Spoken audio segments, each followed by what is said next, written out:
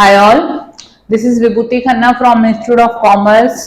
Today I am coming with another video on company accounts of class 12 और उसमें मैंने जो टॉपिक लिया है वो फॉरफीचर ऑफ शेयर्स लिया। फॉरफीचर ऑफ शेयर्स में आपको एक चीज ध्यान रखनी है कि कभी कभी क्या होता है, जैसे कंपनी ने 5000, 6000 या 10,000 शेयर्स इशू किए हैं और उसकी इंस्टॉलमेंट में मनी कंपनी कॉल करती है। जैसे फर्स्ट इंस्टॉलमेंट आपकी एप्लीकेशन होती है, सेकंड अलॉटमेंट, फर्स्ट कॉल, फिर फाइनल कॉल या सेकंड कॉल। ठीक है, तो ये 4 इंस्टॉलमेंट्स अगर बनाई और इन 4 इंस्टॉलमेंट में कभी भी ऐसा हो सकता है कि कोई भी शेयर होल्डर डिफॉल्ट करता है, पेमेंट नहीं भेजता है।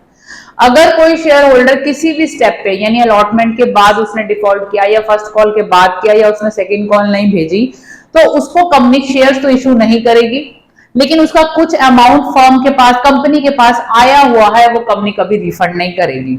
अब कंपनी के पास जो शेयर्स मार्केट में लॉन्च नहीं हुए, उनकी जो भी अमाउंट रिसीव हो चुकी है, मान लीजिए उसने बंदे ने एप्लीकेशन भेज दिया, अलॉटमेंट भेज दिया, फर्स्ट कॉल नहीं भेजा, सेकंड कॉल नहीं भेजा, 2 इंस्टॉलमेंट आ रखे हैं।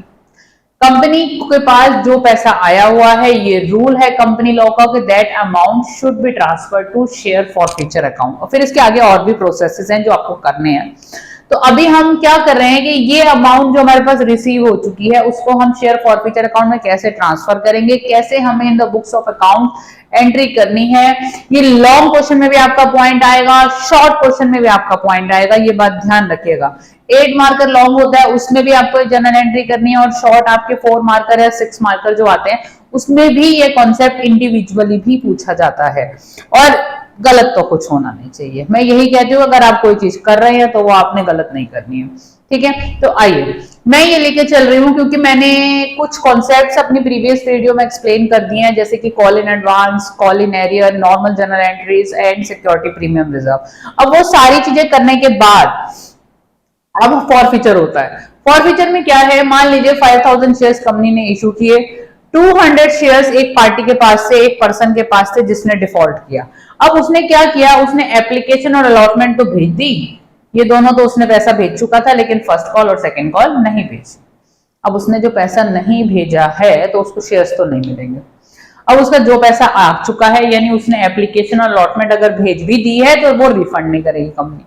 कंपनी किस अकाउंट में उस अमाउंट को रिफ्लेक्ट करेगी, वही हम शेयर फॉरफीचर अकाउंट में करने जा रहे हैं। तो हमें क्या करना है, जब भी शेयर फॉरफीचर की एंट्री होती है तो हमारा इक्विटी शेयर कैपिटल अकाउंट होता है डेबिट, वो हमें करना है डेबिट। ठीक है, नॉर्मली अभी तक नॉर्मल जनरल एंट्रीज में हम उसे क्रेडिट करते हुए आए हैं कि पैसा आया, उसे एज अ कैपिटल हम यूज कर रहे हैं जिस पर्पज से हमने मनी रेज किया है। ठीक है, अब क्या हो रहा है, फॉरफीचर की एंट्री में इक्विटी शेयर कैपिटल अकाउंट होगा डेबिट कॉल्ड अप मनी से। ये चीज ध्यान रखनी है, कॉल्ड अप मनी, जितना कंपनी पैसा मंगा चुकी है।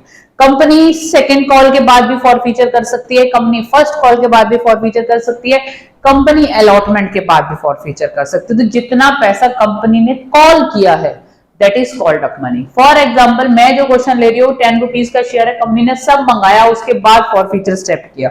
ऐसा हो सकता है कि कंपनी फर्स्ट कॉल के बाद फॉरफीट कर दे। अगर कंपनी फर्स्ट कॉल के बाद फॉरफीट करेगी तो कॉल्ड अप मनी हो गया 2, 2, 4, 5, 6, 7 रुपीज। अगर कंपनी अलॉटमेंट के बाद ही फॉरफीट करती है तो कॉल्ड अप मनी हो गया ₹4। तो ध्यान रखना है, हमेशा इक्विटी शेयर कैपिटल में जब भी फॉरफीचर की एंट्री जिस भी स्टेप पे हो रही है, आपको चेक करना है कॉल्ड अप मनी कितना है। यहां मैंने पूरा 10 रुपीज लिया है, तो 10 रुपीज का आपका कॉल्ड अप मनी था, 200 आपके शेयर्स थे, तो 2000 रुपीज आप शेयर कैपिटल अकाउंट में करेंगे डेबिट। शेयर फॉरफीचर अकाउंट, उसके बाद क्रेडिट करना है share forfeiture account. Share forfeiture account में वही अमाउंट जाएगी जो आपको रिसीव हो चुकी है। हमें रिसीव हो चुके हैं एप्लीकेशन और अलॉटमेंट एज पर मैंने जो आपको भी स्टार्टिंग में बताया, तो 4 रुपीज पर शेयर आप रिसीव कर चुके हो। 200 शेयर्स के ऊपर आपके हुए 800 रुपीज जो आप शेयर फॉरफीचर अकाउंट में करेंगे ट्रांसफर। ठीक है, अब आपको एक चीज और यहाँ पे ध्यान रखनी है फॉरफीचर की एंट्री में, क्योंकि जब आपने फर्स्ट कॉल रिसीव की होगी, जब आपने फाइनल कॉल रिसीव की होगी, तो जो डिफॉल्ट हुआ वो रिफ्लेक्ट किया होगा। वो रिफ्लेक्ट किस अकाउंट से किया होगा, कॉल इन एरियर अकाउंट से रिफ्लेक्ट किया होगा अगर आपने किया है। क्योंकि जो हमारी कॉल इन एरियर की एंट्री होती है, by opening call in arrear account भी होती है और without opening call in arrear account भी होती है। आप किस स्टेप को फॉलो कर रहे हैं उसी हिसाब से ही आपकी फॉरफीचर की एंट्री होगी। कॉल इन एरर की वीडियो मैंने ऑलरेडी पहले ही शेयर की है, मैं फिर भी लिंक डिस्क्रिप्शन बॉक्स में शेयर कर दूंगी, उसको पहले देखिएगा, क्योंकि उसको देखने के बाद ये करेंगे तो ज्यादा क्लियर होगा। और अगर आपको क्लियर है तो वेल एंड गुड। अब सुनिए, अगर आपका call in arrear account open हो चुका है, ठीक है, आपने डेबिट किया होगा उस टाइम पे, अब फॉरफीचर की एंट्री में वो कॉल इन एरर अकाउंट करना है क्रेडिट। हमारी ना फर्स्ट कॉल आई ना सेकंड कॉल आई, तो एक तरीके से हमारे 6 रुपीज नहीं आए। जो पैसा नहीं आया उसको हमने क्रेडिट किया, तो 1200 रुपीज हमारी फॉरफीचर की एंट्री हो गई। Done, this is the first step. अगर आप call in arrear account open कर रहे हैं तो आपने एंट्री ये करनी है, share capital account debit with the called up money to share forfeiture account whatever amount you are able to receive, वो हमने फॉरफीचर अकाउंट में डाल दी। अब कंपनी अगर ये शेयर इशू करेगी तो इस मनी को यूटिलाइज करेगी to call in arrear account whatever amount you are not able to receive. पहले याद करो, कॉल इन एरर अकाउंट आपने डेबिट किया होगा, अब हमने क्रेडिट कर दिया, ये नॉमिनल अकाउंट है, नलिफाई हो गया, हमारी बुक्स ऑफ अकाउंट से खत्म हो गया। पैसा जो हमारे को रिसीव हुआ था फॉरफीचर वाले पार्टी का, वो हमने फॉरफीचर अकाउंट में डाल दिया, हमने एक स्टेप कर दिया, खत्म। अब फॉर एग्जाम्पल आपने call in arrear account open नहीं किया, तो जनरल एंट्री क्या करते थे आप, bank account debit to equity share first call account, ये एंट्री की होगी और आपने जो अमाउंट मिली नहीं है उसको माइनस किया होगा और आपने जनरल एंट्री पास कर दी होगी, वो भी स्टेप ठीक है। अब फर्स्ट कॉल में डिफॉल्ट हुआ, सेकंड कॉल में डिफॉल्ट हुआ, दोनों केस में आपका हो गया डिफॉल्ट, ठीक है जी। तब आप एंट्री क्या करेंगे, अगर आप call in arrear account open नहीं कर रहे तो फॉरफीचर की एंट्री ये नहीं होगी, ये होगी। इक्विटी शेयर कैपिटल अकाउंट वही 2000 रुपीज आएगा, शेयर फॉरफीचर में वही 800 रुपीज आएंगे, सेम स्टेप है, लेकिन फर्स्ट कॉल और सेकंड कॉल इंडिविजुअली अलग अलग दिखाई जाएगी। तो 3 रुपीज की आपकी फर्स्ट कॉल थी 200 शेयर्स पे, 3 रुपीज की आपकी फाइनल कॉल थी 200 शेयर्स पे, तो 600 यहां आए, 600 आपके यहां आए। हम जब call in arrear account open नहीं कर रहे हैं तो हमारे उसमें call in arrear account debit नहीं होता है, सीधा हम फर्स्ट कॉल को दिखाते हैं, सीधा हम सेकंड कॉल को दिखाते हैं। आप मेरी जनरल एंट्री वाली वीडियो को जाके एक बार देख सकते हैं। तो क्रेडिट करेंगे जोन सी इंस्टॉलमेंट आपको रिसीव नहीं हुई। ऐसा भी हो सकता है अलॉटमेंट भी रिसीव ना हुआ हो, तो वो भी साथ में आ जाएगा। तो ये चीज ध्यान रखनी है कि आपने कॉल इन एरर कैसे शो करा है, by opening call in arrear account और without opening call in arrear account.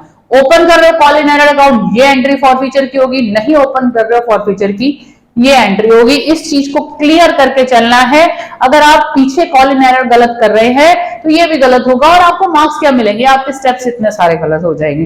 तो मिस्टेक तो कुछ करनी ही नहीं है, ये बात ध्यान रखनी है। तो this is the concept of forfeiture. If you are liking my videos please share with your friends, subscribe my channel, YouTube पे और फेसबुक पे, इंस्टाग्राम पे भी मैं अपनी वीडियोस अपलोड करती हूँ। प्लीज लाइक का बटन तो दबा ही दीजिए। Thank you.